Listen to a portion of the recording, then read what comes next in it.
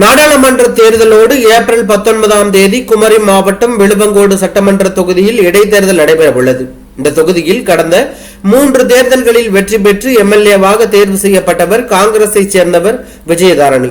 இவர் சமீபத்தில் காங்கிரஸ் கட்சியின் மீது ஏற்பட்ட அதிருப்தியின் காரணமாக விஜயதாரணி அதிரடியாக பாஜகவில் இணைந்தார்.